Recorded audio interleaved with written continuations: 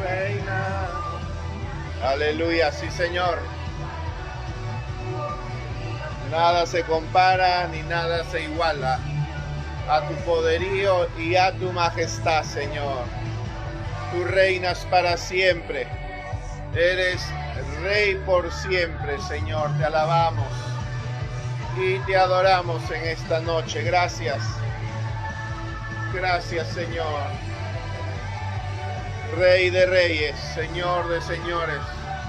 Recibe la gloria, la honra y toda la alabanza, Señor. Aleluya, gracias. Sí, Señor.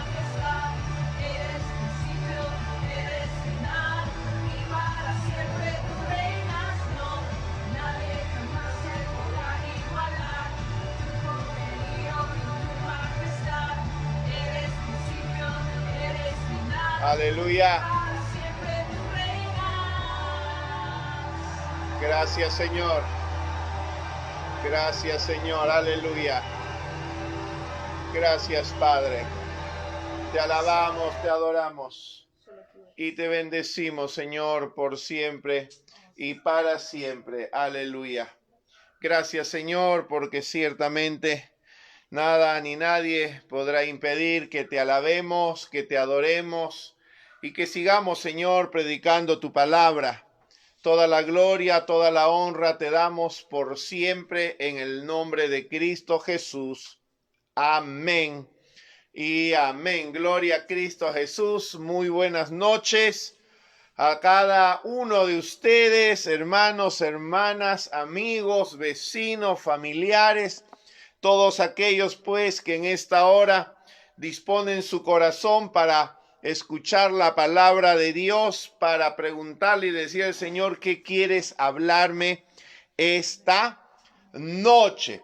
Y bueno, esta noche queremos terminar con esta serie de enseñanzas acerca de las veces en que Jesús reprendió o exhortó a sus discípulos por su poca fe. Les había dicho pues que Jesucristo fue en 5 oportunidades en que les dijo esto a sus discípulos. Hemos visto 4.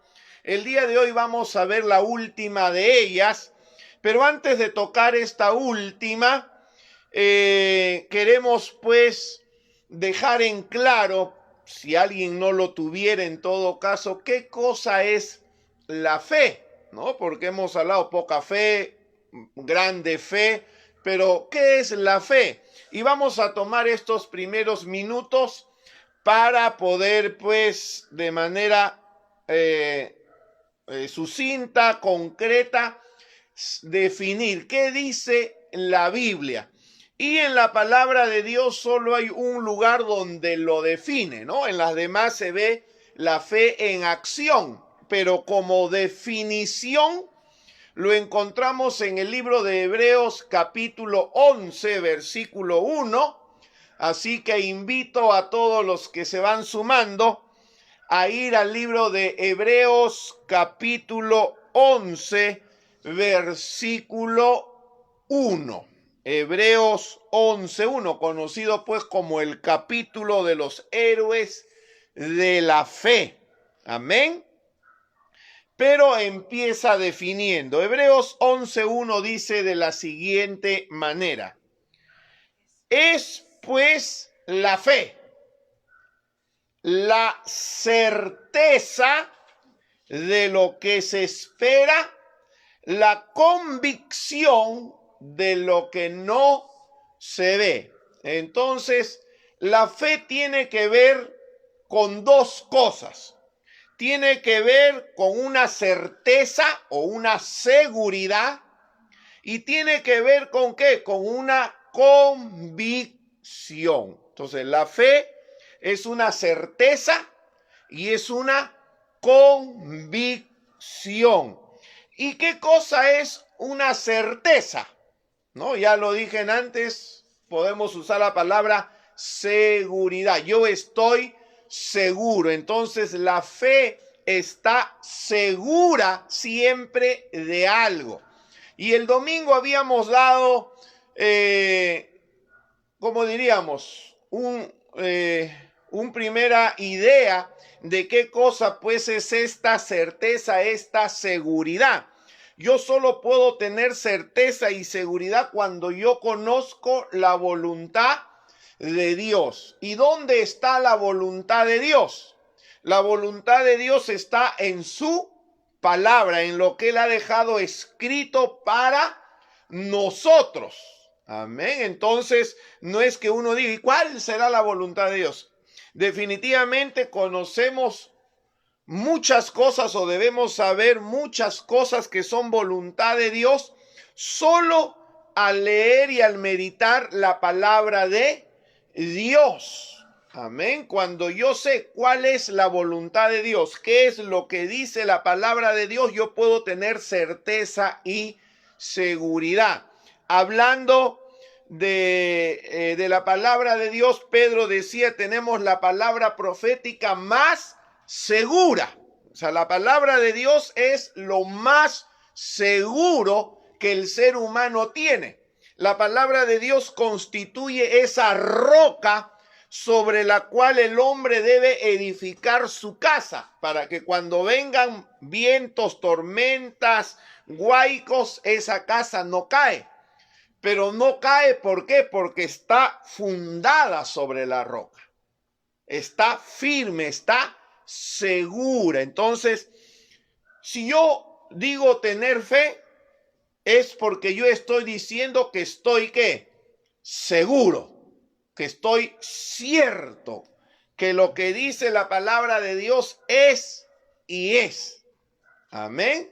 Y cuando uno tiene la palabra de Dios, tiene la seguridad de ella, puede decir como Jesús, escrito está. O la palabra de Dios dice, que generalmente pues es lo que nosotros debemos de confesar, de declarar, de pronunciar siempre. Amén. Entonces, ¿qué cosa es la fe? Una certeza, una seguridad. Yo sé que sé. ¿Y por qué puedo tener seguridad? Porque Dios no miente. Porque la palabra de Dios es verdad.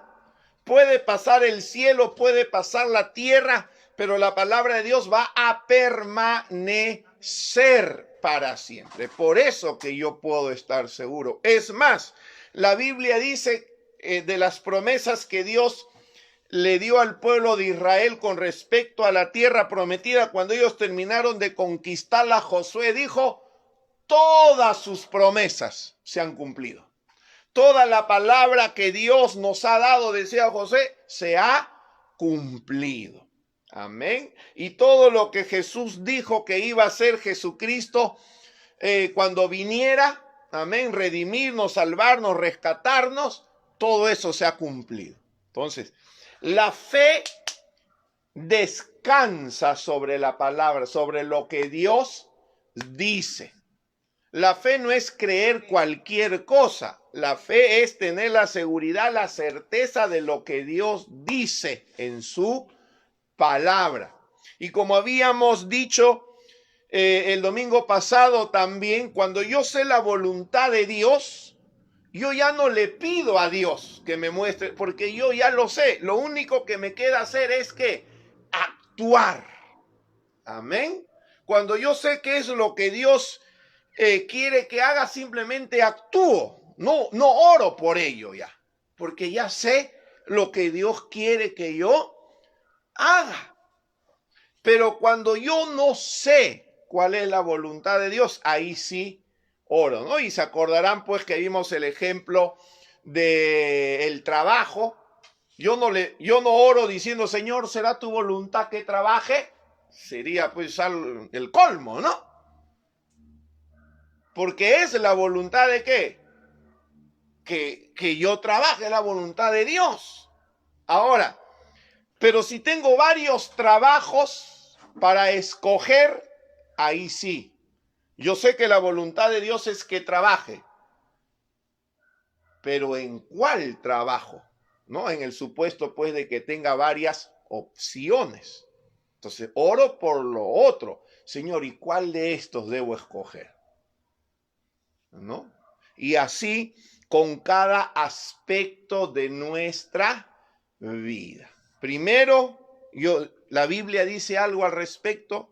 Dios ya ha declarado algo con respecto a la situación que estoy atravesando. Si es sí, lo único que tengo que hacer es ir a la palabra de Dios y confesar, declarar esa palabra, porque esa es la voluntad de Dios. Y cuando ya la conozco, tengo seguridad y tengo certeza.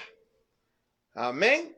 Por ejemplo, sucede lo mismo pues cuando uno está soltero, ¿no? En el caso de que una señorita tenga varios pretendientes, no le va a preguntar a Dios, Señor, ¿querrás que me case? Porque sabemos que la voluntad de Dios es que, ¿qué?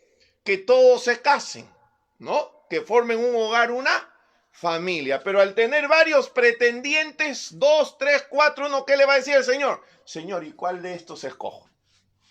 ¿No? ¿Cuál de ellos, Señor, es el que tú has preparado o has diseñado para mí? Ahí sí, ¿verdad? Salvo pues que por ahí el Señor a uno le dé el don de la soltería, ¿no? No sé si habrá ese don, pero algunos pues lo viven así, ¿no? Pero por ahí obviamente conocemos hombres y mujeres solteros, Dios les habrá dado ese don, pero esa es la excepción, no es la regla. Entonces, ¿qué es la fe? La certeza, la seguridad. ¿Y dónde obtengo esa seguridad? En la voluntad de Dios, en lo que está escrito.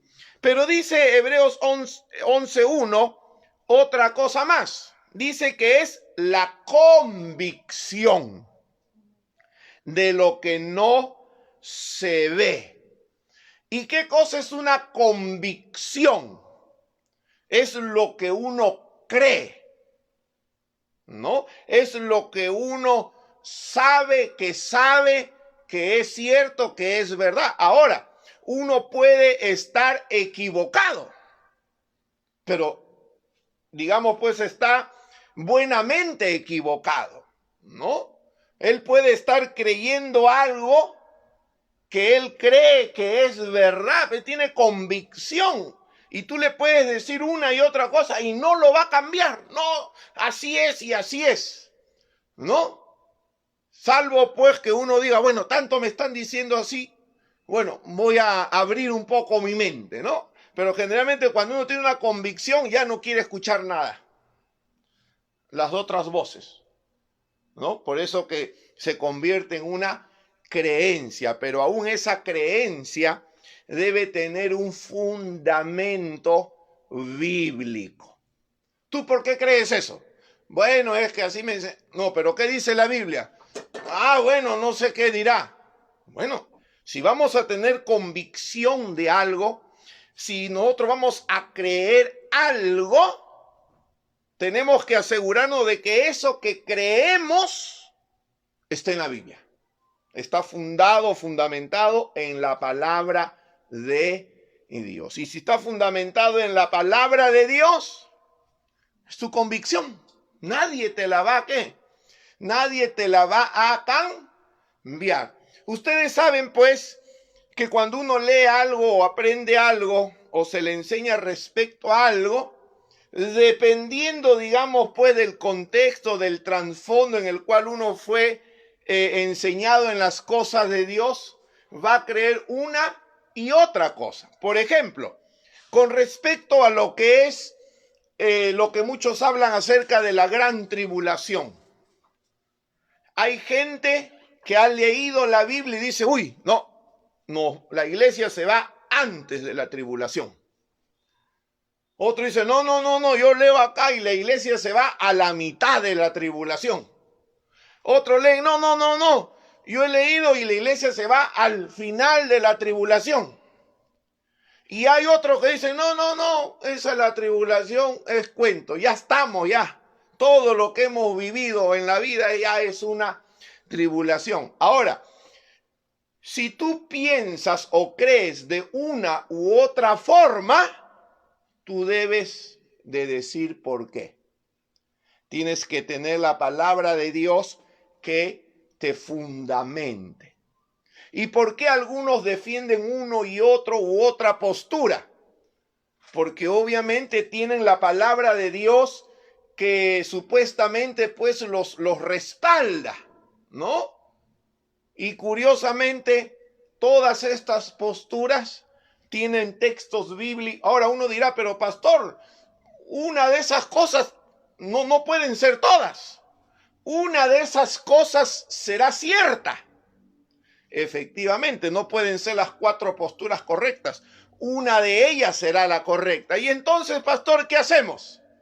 Bueno, tú defiende tu posición en base a la palabra de Dios. Y cuando venga el Mesías, Él dirá quién estuvo en lo correcto. Pero si tú estás dudando con respecto a una u otra postura, bueno, sigue estudiando. Sigue meditando en la palabra de Dios. Que la palabra de Dios que Él te muestre se acentúe en tu corazón. Y así cuando tú hables con otros que piensan distinto, tú vas a dar tu argumento. Pero no con la idea de ganarlo al otro. Amén. Simplemente de compartir lo que tú creas, ¿no? Con que uno crea que la única manera de ser justificado, salvado, es por la fe puesta en la obra de Cristo. Si eso es el común en nosotros, eso nos une, eso nos hermana. Somos hijos de Dios que pensamos distinto o creemos distinto de una u otra cosa. Esos son temas secundarios. Amén. Esos son temas secundarios. Lo que importa es que somos de la familia de Dios. Y como dicen, cuando venga Cristo, sabremos realmente quién tenía pues la creencia apropiada y correcta.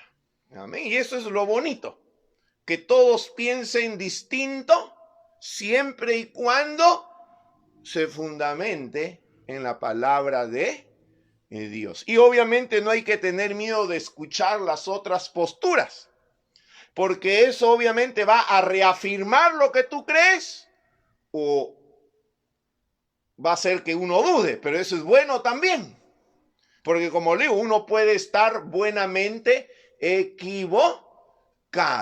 Ustedes saben, ustedes me han oído hablar mucho acerca de la sanidad, ¿no? Porque yo sé que esa es la voluntad de Dios. Y a lo largo de estos más de 30 años he escuchado todas las posturas habidas y por haber. Bueno, hasta donde yo conozco. ¿No? El por qué sí, el por qué no, el por qué a veces, el por qué tal vez, el por qué nunca, el por qué ya pasó, el por qué todavía no pasó. Todas las posturas nosotros las hemos leído, estudiado, meditado, y una vez que hemos tenido todo sobre la mesa, hemos tenido que tomar una decisión en base a todo lo que dice la Biblia uno y otro, y eso se convierte luego que en una convicción, una certeza, una creencia sólida que nadie te va a mover. Amén. Entonces, ¿qué cosa es la fe? Es una certeza, una seguridad que nace de conocer la voluntad de Dios. ¿Y cuál es la voluntad de Dios? Su palabra. Pero también es una convicción, una creencia firme, sólida. Amén. Yo puedo decir y explicar por qué hago lo que hago o creo lo que creo, en base a lo que dice la palabra, o en base a lo que yo he estudiado y aprendido de la palabra de Dios. En resumen, eso es que la fe. Pero si yo no tengo certeza o seguridad o no tengo una convicción firme, obviamente pues va a suceder como ha sucedido con los discípulos. Nuestra fe va a ser poca muchas veces. Porque si yo tengo la seguridad de algo, la convicción de algo, ¿voy a dudar? ¿Voy a tener temor? ¿Voy a afanarme? No, nada de esas cosas va a suceder. ¿Voy a ser incrédulo? No. ¿Cuándo es que viene la duda? ¿Y si Dios no dijo lo que dijo? ¿Y si no es como creo? ¿Cuándo es donde viene el temor? Por la incertidumbre. ¿Sí o no? Porque dice, pues la fe, la certeza de lo que se espera, la convicción de lo que no se ve. Y si no pasa, como dice, hay incertidumbre. Entonces, obviamente, pues no hay fe, no hay certeza, no hay convicción. Amén. Así que, con esto en mente, vamos a ir al último lugar en la Biblia donde Jesús le dice a sus discípulos, hombres de poca fe. Lo dijo cuando ellos manifestaron temor, lo dijo cuando ellos manifestaron afán, lo dijo cuando ellos manifestaron duda y obviamente pues cuando ellos dudaron de la voluntad de Dios. Vamos al libro de Mateo capítulo 16. Y con esto terminamos y Dios nos hable en estos días para saber qué compartir el día domingo con ustedes. Libro de Mateo capítulo 17. 16 dije, sí, perdón, acá tengo a mis asistentes que me corrigen. Dice Mateo capítulo 16. Amén. Mateo 16. Versículo 5 al 11. Miren esta situación, ¿ya? Mateo 16 del 5 al 11. Dice, llegando sus discípulos al otro lado, se habían olvidado de traer pan. No sé pues cuál de los dos era el encargado de comprar el pan o de llevar el pan en cada viaje misionero. No sé si se turnaban una vez cada uno, pero hay una situación aquí. Se habían olvidado, o sea que pan manan, no hay. Pero, digamos, esto hubiera pasado como a veces, ¿quién no se ha olvidado algo? A ver. Algunos se olvidan las llaves, yo me he olvidado 2, 3 veces la llave dentro del carro, pero ya le había echado llave a todito. Y no había forma de sacar esa bendita llave, ¿no? Había que llamar por teléfono a la casa para que nos trajeran, el duplicado, ¿no? Porque siempre hay un duplicado, pero que pues a veces uno estaba lejísimo, había que esperar 2, 3 horas, ¿no? Y entre los hijos, a ver, ahora, ¿quién va a llevarle la llave a papá? Que se quede por allá, ¿no? Pero nos ha pasado. ¿Quién no se olvida? Bueno, los discípulos se habían olvidado de traer. Y como digo, hubiese pasado desapercibido si Jesús no hubiese dicho esto. ¿Qué dijo él? Y Jesús le dijo, mirad, guardaos de la levadura de los fariseos y de los saduceos. ¿Tú lo entiendes? ¿Tú sabes lo que está diciendo Jesús acá? Claro. No, él está hablando, pues, bueno, los que han leído la Biblia están refiriéndose a lo que los fariseos enseñan o a lo que los saduceos enseñan. Pero ellos unen, nos hemos olvidado pan y Jesús ahorita nos habla de que nos guardemos de la levadura, ¿no? Se juntan las dos circunstancias. Y el versículo 7 dice, ellos pensaban dentro de sí, diciendo, Esto dice porque no trajimos pan. Yo no sé si ellos son lentos, ¿no? Para captar, porque yo creo que ustedes la captaron desde el primer momento. Jesús no se está refiriendo o no les está diciendo eso porque ellos se hayan olvidado de pan. Pero estos discípulos un poquito corchos, ¿no? Como dicen por ahí, como dicen los jóvenes, no la paraban, ¿no? O eran recontra inocencios, recontra sanos, o todo lo contrario, tenían un mal pensamiento, ¿no? Tomaban cada palabra de Jesús negativamente. Uy, ya se dio cuenta, ya nos dijo que no hemos traído pan. Uy, uy, uy. Pero ellos pierden de vista el cuadro completo. Y Jesús, que todo lo sabe, dice el 8. Y entendiendo Jesús les dijo, y acá viene, ¿no? ¿Por qué pensáis dentro de vosotros, hombres de poca fe, que no tenéis pan? ¿No? Y aquí está, pues, hombres de poca fe. Pero esto está ligado a ¿qué? Dice, ¿por qué pensáis? Entonces, esta poca fe por la cual Jesús reprende a sus discípulos está ligado a algo, a pensamientos. ¿Pero qué clase de pensamientos? Vamos a ver, pues, pensamientos de escasez.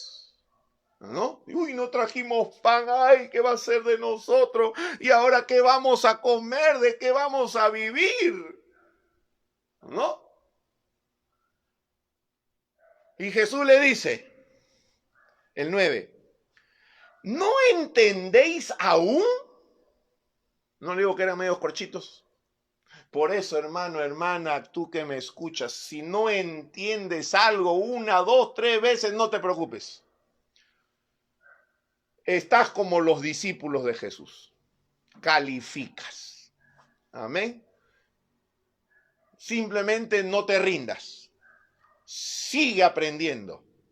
Sigue escuchando. Sigue meditando. Sigue leyendo la palabra de Dios.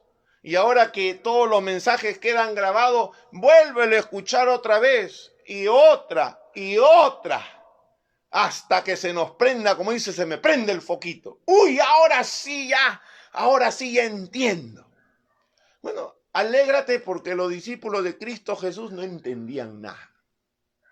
Es más, si uno lee la Biblia, uno se va a dar cuenta que muchas cosas que les enseñó Jesús, ellos las entendieron después de que resucitó. O sea, Jesús se tuvo que morir, pasar un tiempo. Eso era lo que Jesús quería decirnos. Dice, no, habían pasado como 2 años ya. Así que si uno la capta después de 2, 3 años, no te preocupes. Igual Dios te sigue amando, como Jesús amó a sus discípulos y como dice la Biblia, los amó hasta el fin. Amén. Así nuestro coeficiente intelectual sea bajito, no importa. El amor de Dios nos sostiene, el amor de Dios nos recrea y eso es suficiente. Pero eso sí, no te rindas, no digas, pastor, no entra, pastor.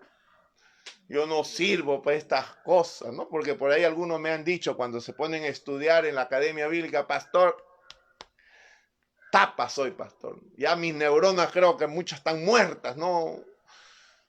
No te rindas, sigue. Amén.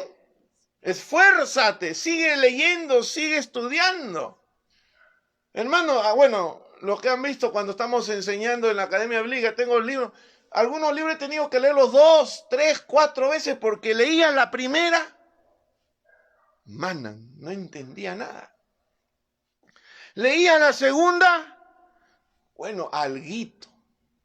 Un libro lo llegué a entender después de 5 o 6 años que me lo había comprado y que lo había leído. 5 o 6 años, así que también medio tapa somos, ¿no? Así que, y Jesús le dice, ¿no entendéis aún? Versículo 8. El 9. Ni os acordáis de los 5 panes entre 5,000, ¿y cuántas cestas recogisteis? Ni de los 7 panes entre 4,000, ¿y cuántas canastas recibisteis?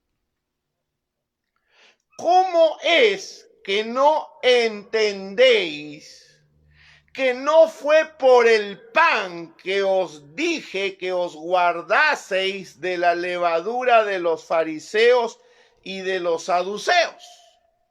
Entonces entendieron. Gloria a Dios por esos discípulos. Al fin, yo me imagino que Jesús hizo fiesta. Amén. Por fin entendieron. Bueno, entonces entendieron que no les había dicho que se guardaran de la levadura del pan, sino de la doctrina de los fariseos y de los saduceos. ¿No? Jesús les estaba hablando en términos espirituales y ellos lo habían entendido en términos ¿qué? Naturales. O sea, tenían un mal pensamiento. Y la Biblia dice pues que tenemos que acomodar lo natural a lo natural y lo espiritual a lo espiritual. No podemos, ¿qué cosa? Mezclar estas dos cosas. Este mundo tiene sus reglas. Funciona de una determinada forma. Y está bien que funcione así. Pero el reino de Dios, el reino espiritual, tiene también ¿qué? Sus propias reglas. Funciona de otra manera, diferente. Amén. Por poner un ejemplo, en este mundo las cosas uno se las gana con su esfuerzo, con su sacrificio. Les enseñamos a nuestros hijos que las cosas se ganan, cuestan, ¿no? Y que la tienen que sudar si quieren algo. Y así es este mundo y está bien, así tiene que ser. ¿Quieres una buena casa? Trabaja, ahorra, invierte, pues, súdala, ¿no? ¿Quieres ascender en la empresa, en el negocio, en fin? Bueno, estudia, prepárate más, etcétera. Pero así funciona el mundo, ¿no? Es la meritocracia, como, claro, si tienes vara, bueno, puedes saltearte algunos, también funciona así, ¿no? Este mundo natural también es corrupto y se pueden usar esos atajos, ¿no? Pero no hay que hacerlo, obviamente. Como hijo de Dios no podemos, pero es real, ¿no? Pero el reino de Dios no funciona así. Y ahí es donde uno confunde y mezcla las cosas. Pensamos que Dios rige su reino como se rige este mundo, por méritos, por esfuerzo y sacrificio. ¿Y será así que funciona también el reino de Dios? No. ¿Somos salvos por esfuerzo y mérito propio? Obviamente que no. Nadie se salva por su propio esfuerzo, ni por sus méritos. Amén. Nadie es justificado por sus obras. La Biblia dice que así uno cumpla toda la ley, no por eso el hombre se justifica, o al menos no para con Dios. Para los hombres quizás pueda parecer el hombre más santo, más piadoso.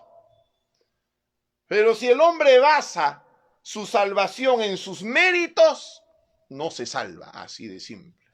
Y uno obviamente pues acostumbrado a que todo hay que todo lo que uno quiere, tiene que ganárselo, se tiene que esforzar, tiene que hacer méritos. Cuando lee esto en la palabra de Dios, de que Dios nos salva no por mérito propio, sino por lo que hizo Cristo en la cruz del Calvario, algunos se marean, se confunden. ¿Sí o no? Más aún, pues, si uno cae en una corriente un poco legalista, farisaica, ¿no? Donde está, ¿no? Pensando que así uno va a agradar más a Dios, va a tener más contento a Dios, más se confunde uno. Pero simplemente, pues, uno no acomodó lo natural a lo espiritual. Amén. Y eso es lo que tenemos que hacer. Cuando no hacemos esto, el Señor dice, hombre de poca fe. Pensando en lo natural nomás anda cuando yo me estoy refiriendo a cosas ¿qué? A cosas espirituales. Y eso obviamente, como dice en Corintios, Pablo a los corintios le dijo, tienes una mente carnal todavía. ¿No? Porque el espiritual juzga todas las cosas. Ahora, ¿cómo dejar de tener una mente carnal, una mente que solo piensa en lo natural? Bueno, la Biblia nos da el secreto, renovándola. ¿A través de qué? De la palabra de Dios. Amén. Transformaos, dice Romanos, por medio de la renovación. ¿Y qué cosa es renovación? Es cambiar. O sea, yo tengo que cambiar mi mente. ¿Me hago un trasplante de mente, pastor? ¿De cerebro? No, no hay que hacer eso. La palabra de Dios, ¿no? Señor, acá hay un montón de cosas que no sirven. Muy acostumbrado a pensar y a vivir en lo natural, ¿no? Y yo tengo que ahora pues renovar esta mente para acostumbrarme a pensar en lo espiritual. ¿Y dónde uno ve esta lucha? Por ejemplo, ¿no? En esta circunstancia que estamos viviendo, que estamos en cuarentenas, que muchos no trabajamos, que no hay plata, la Biblia dice, mira las aves, cómo comen, no siembran, no, mira los lirios, no se viste, tranquilo tú nomás. Tu Padre Celestial te va a dar pan para que comas. Y uno dice, amén, gloria a Dios. Y después uno, ¿pero cómo? Si no trabajo. Pues si no tengo plata. ¿Quién me va a dar? ¿Cómo va a venir? ¿Cómo le va a hacer el Señor? Claro, uno está pensando de qué forma. Natural. Porque naturalmente, hermano, si uno no trabaja, si uno no tiene su dinerito ahorrado, hermano, no va a comer, se va a morir de hambre. Pero Dios dice, confía en mí, búscame primero a mí.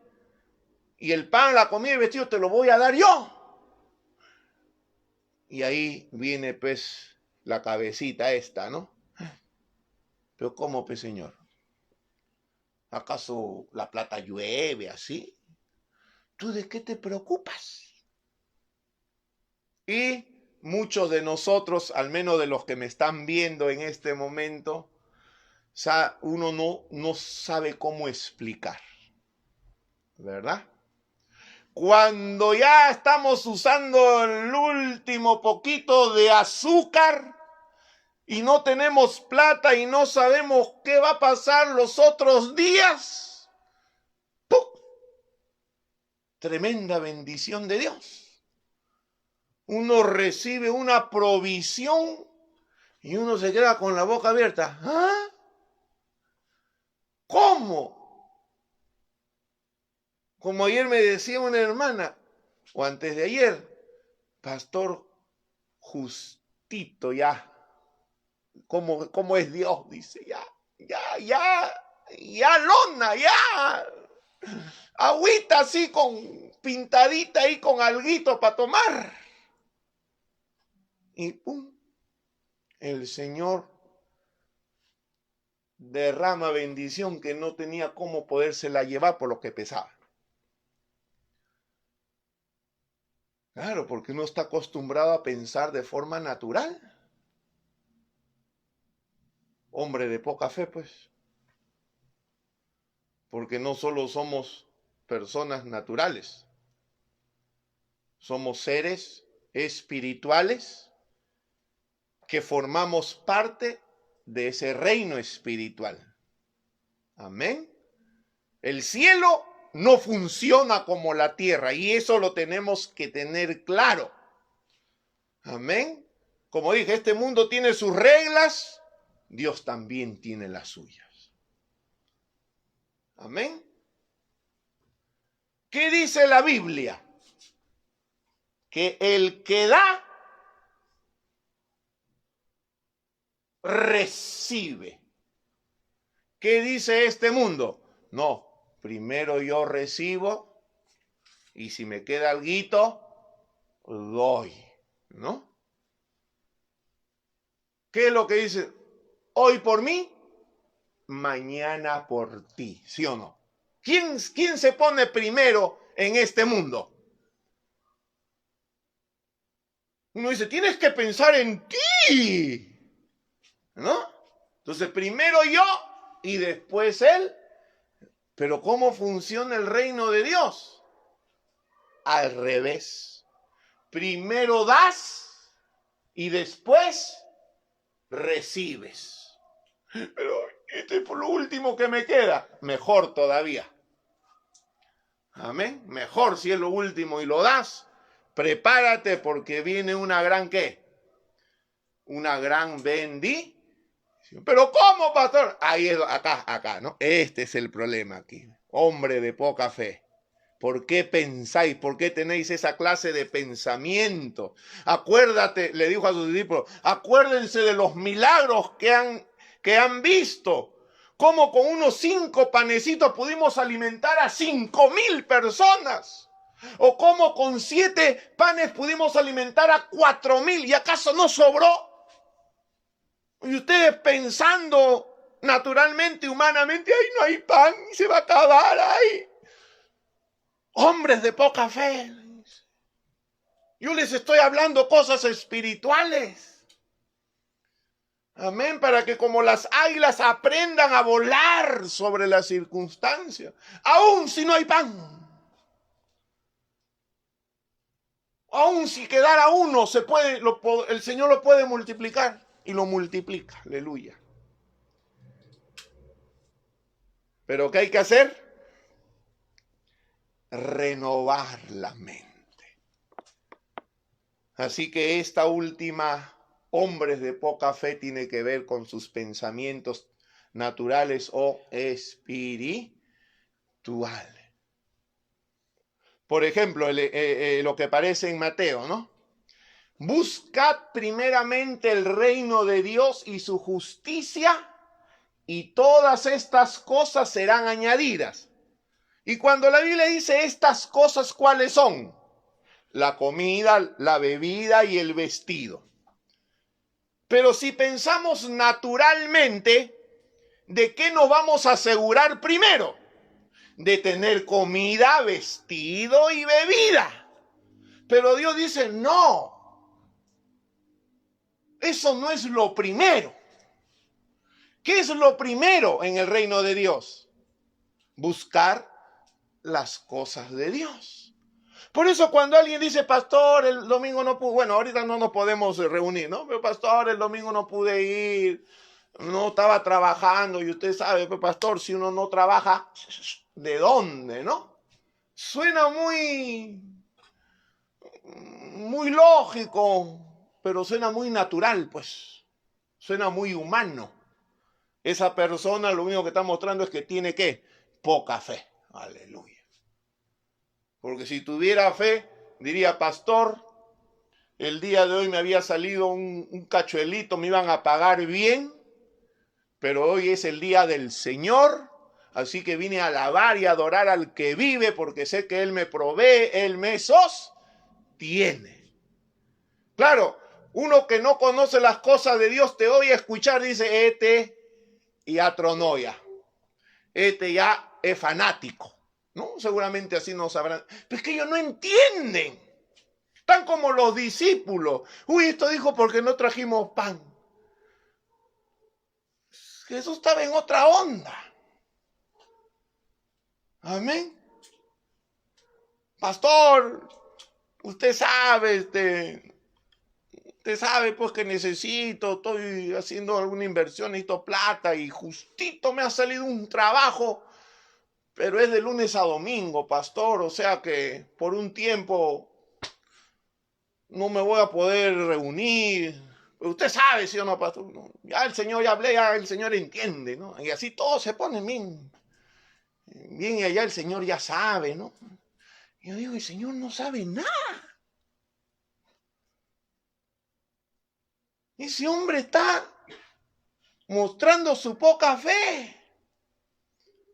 Amén.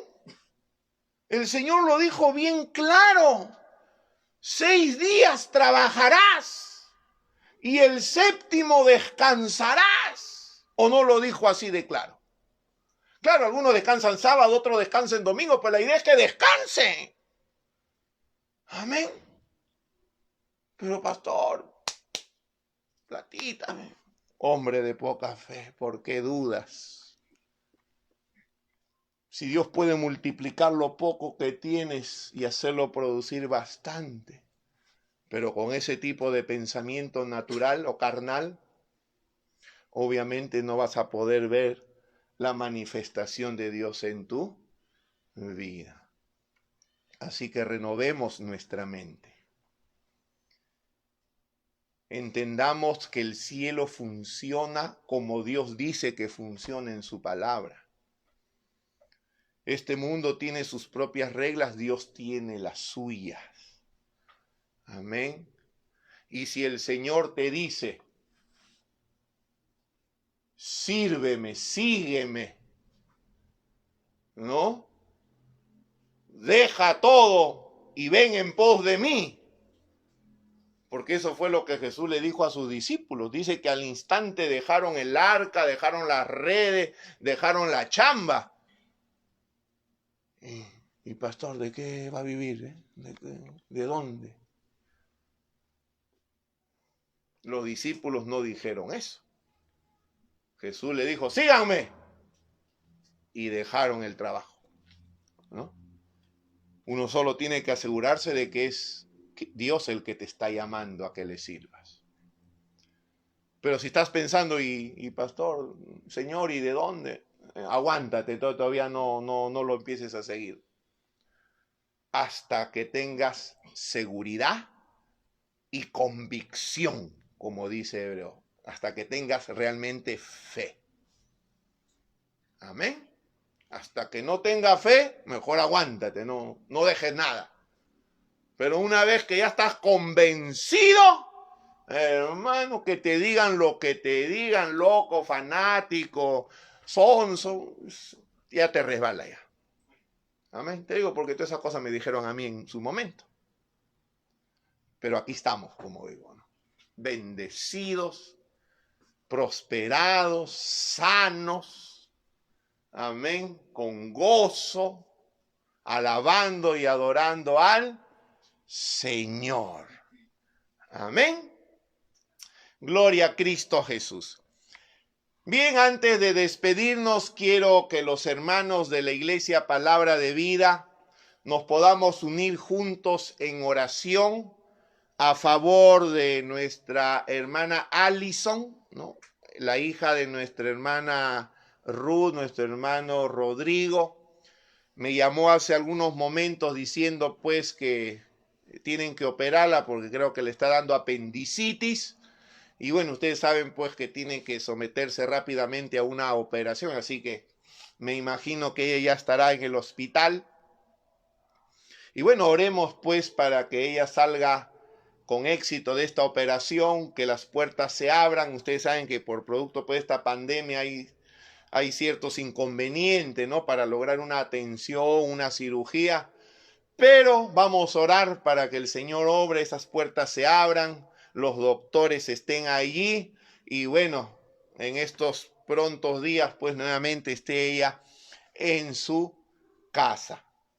Amén. Y por el hermano de nuestra hermana Ruth también, él también está enfermo, Pero gloria a Dios por lo que Jesucristo hizo en la cruz del Calvario. Amén. Llevar todas nuestras enfermedades y todas nuestras dolencias. Padre, en el nombre de Jesús, oramos, Señor, perdón, por la vida de Alison, por el hermano de nuestra hermana Ruth, Señor.